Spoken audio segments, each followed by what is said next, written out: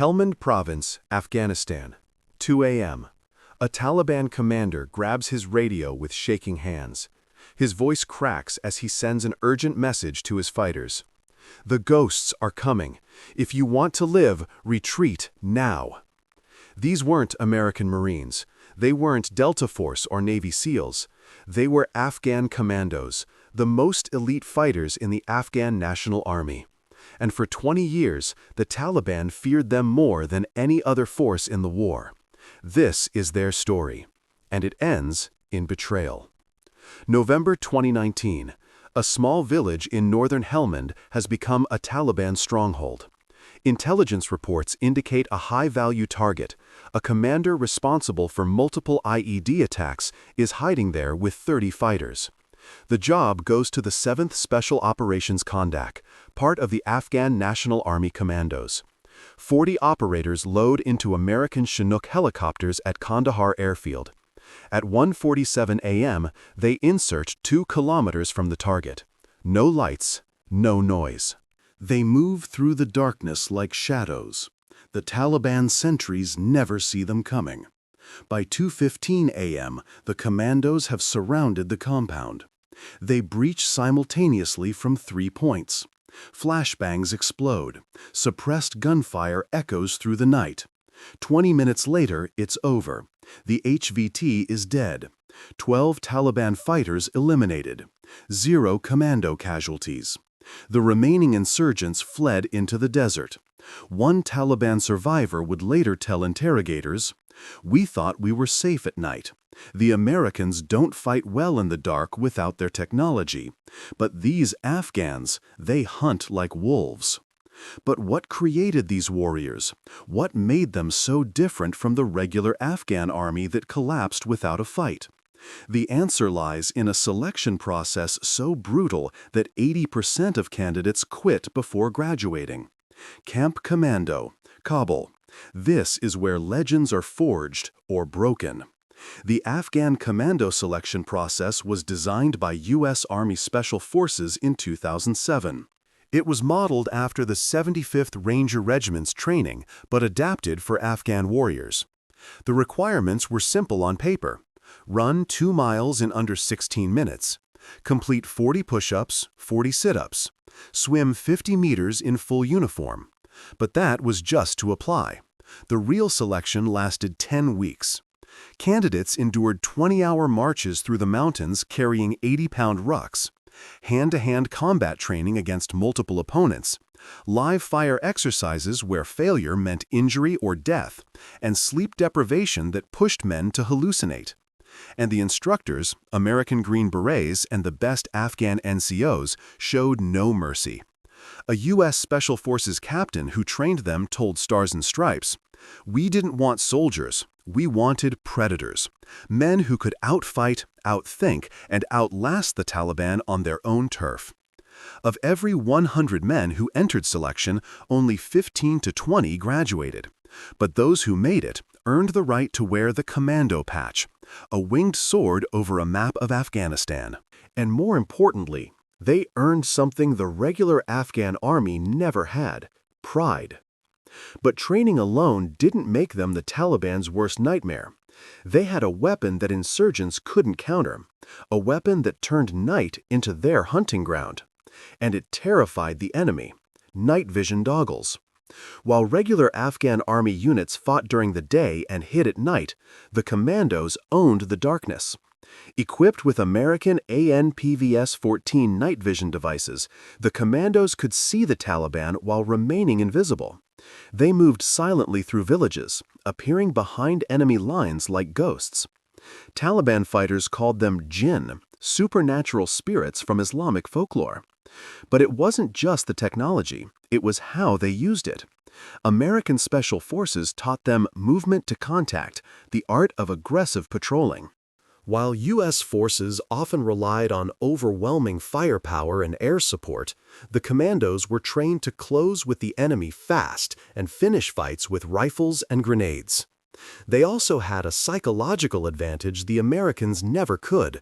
They spoke the language, understood the culture, and knew the terrain intimately. A commando sergeant from Kandahar explained it perfectly. The Americans are brave, but they don't know which house belongs to the sympathizer, which elder can be trusted, which trail leads to the ambush. We know. We grew up here. This is our land. This combination made them devastatingly effective. Between 2015 and 2021, the Afghan Commandos conducted over 30,000 operations.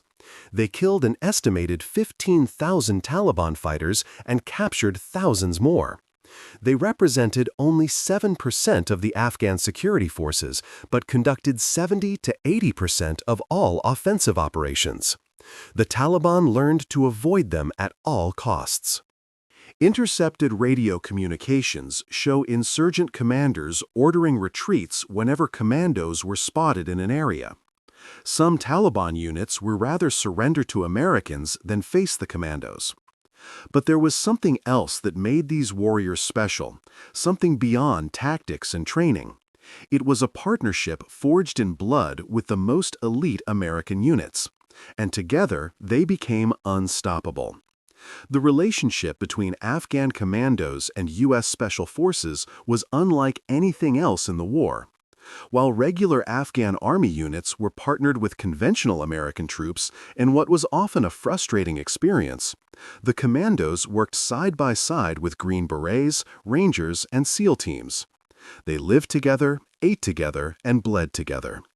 In 2010, during Operation Strong Eagle in Helmand Province, a joint team of Afghan commandos and U.S. Army Special Forces assaulted a heavily fortified Taliban position. When an American medic was hit by sniper fire, 2 Afghan commandos charged across 50 meters of open ground under heavy fire to drag him to safety. Both were wounded. Both survived. The medic lived. A Green Beret who served 3 tours with the commandos described it this way: "These weren't just partners, they were brothers. I'd trust them with my life, and I did, dozens of times. They never let me down." The respect was mutual. Commandos who worked with American Special Forces operators adopted their tactics, their work ethic, and even some of their mannerisms. They grew beards like Green Berets. They customized their weapons. They developed their own special operations culture. By 2019, some commando units were conducting independent operations with minimal American oversight. They planned their own missions, selected their own targets, and executed with precision. In Kandahar Province, the 1st Special Operations Kondak ran a network of informants that rivaled anything the CIA had built.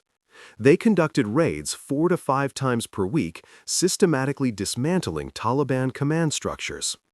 In Nangarhar Province, commando units along the Pakistan border intercepted foreign fighters trying to enter Afghanistan.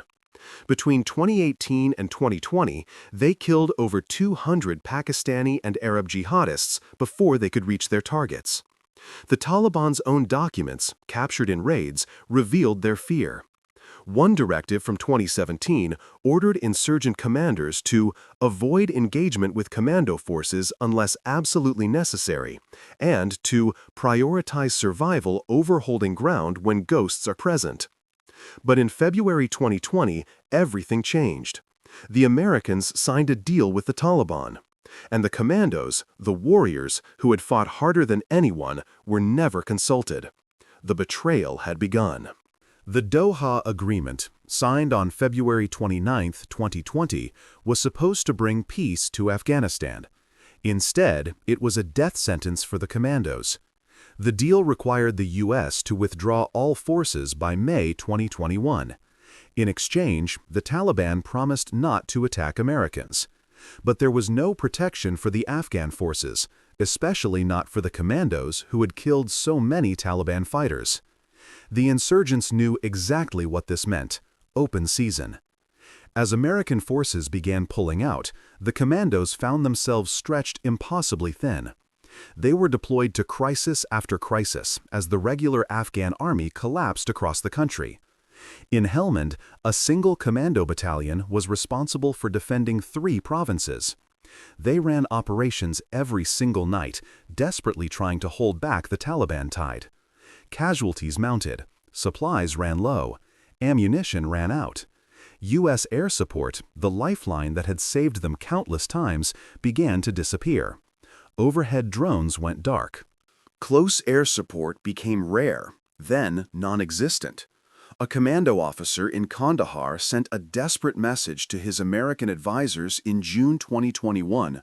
"Where are our brothers? We are dying here. We cannot hold without you." The response never came.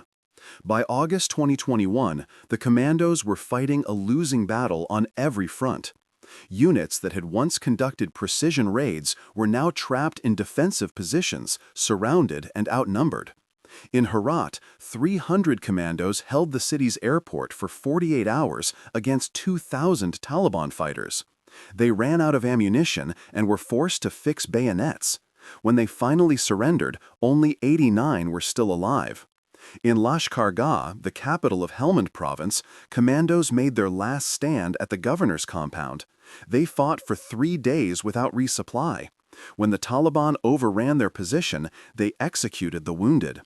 On August 15, 2021, Kabul fell. The Afghan commandos, the elite force that had never lost a fair fight, ceased to exist. But for many commandos, the war didn't end with the fall of Kabul. What came next was worse than anything they'd faced in combat. The Taliban had a list, and they were hunting. In the weeks after the fall of Kabul, the Taliban began a systematic campaign of revenge against the commandos. Using captured biometric databases and personnel files, they identified former operators and tracked them down. Door-to-door searches, checkpoints with facial recognition, informants in every neighborhood. The executions began immediately. In Kandahar, Taliban fighters dragged a former commando sergeant from his home in front of his family. They beat him in the street, then shot him in the head. His crime? Killing Taliban fighters while defending his country. In Jalalabad, 3 former commandos were found in a ditch with their hands bound and bullets in the backs of their heads. The Taliban had tortured them for information about other operators before killing them. Human rights organizations estimate that between August and December 2021, over 100 former commandos were executed. The real number is likely much higher. Those who survived went into hiding. They shaved their beards, they burned their uniforms and patches. They destroyed photos and certificates, anything that could identify them. Some tried to flee to Pakistan or Iran, but most borders were closed. Others attempted to reach Kabul airport during the chaotic evacuation, but few made it through the Taliban checkpoints. A former commando lieutenant described the terror. "Every knock on the door could be them. Every checkpoint could be the end. We weren't soldiers anymore. We were hunted animals. And the men we'd fought beside, the Americans we'd bled with, they were gone." Some American veterans, horrified by the abandonment of their Afghan brothers, organized private evacuation efforts. Former Green Berets and SEALs used their own money and connections to smuggle commandos and their families out of Afghanistan. Operation Pineapple Express, run by retired Special Operations veterans, successfully evacuated over 600 Afghan commandos and their families. Digital Dunkirk, another volunteer effort, rescued hundreds more. But thousands remained trapped. Today, the survivors face an impossible choice: hide forever in a country that wants them dead, or risk everything for a chance at freedom. This is what became of Afghanistan's bravest warriors. 3 years after the fall of Kabul, the Afghan commandos exist only in memory and in diaspora. Some made it to America, where they're rebuilding their lives. A former commando sergeant now drives for Uber in Virginia. A captain who fought in 50 combat operations works in a warehouse in Texas. They're grateful to be alive, but they carry the weight of what was lost. Others remain in hiding inside Afghanistan, living under assumed names, constantly looking over their shoulders. They keep in touch through encrypted apps, a network of ghosts warning each other about Taliban searches and sharing information about possible escape routes. And some joined the National Resistance Front, a guerrilla movement in the Panjshir Valley. They're fighting the Taliban again, this time without American support, without supplies, without hope of victory. They fight because it's what they know, because surrender is death, and because they refuse to let their brotherhood die. The legacy of the Afghan Commandos is complicated. They were the best fighters Afghanistan ever produced, warriors who could stand toe-to-toe with any special operations force in the world. They proved that Afghans could be trained to elite standards, that they could fight with courage and skill. But their story is also a tragedy. They were created by a superpower that needed them, trained to depend on support systems that would be ripped away, and abandoned when they were no longer politically convenient. A U.S. Army Special Forces colonel who worked with them for years said it best. "We built them into the finest fighting force in Afghan history. Then we pulled the rug out from under them. They deserved better. They earned better. And we failed them." The Taliban feared the Afghan commandos more than any American force because they represented something terrifying. Afghans who couldn't be intimidated, couldn't be bought, and wouldn't quit. They were everything the insurgents claimed to be, but weren't. And in the end, they lost not because they weren't good enough, but because the war was never really theirs to win.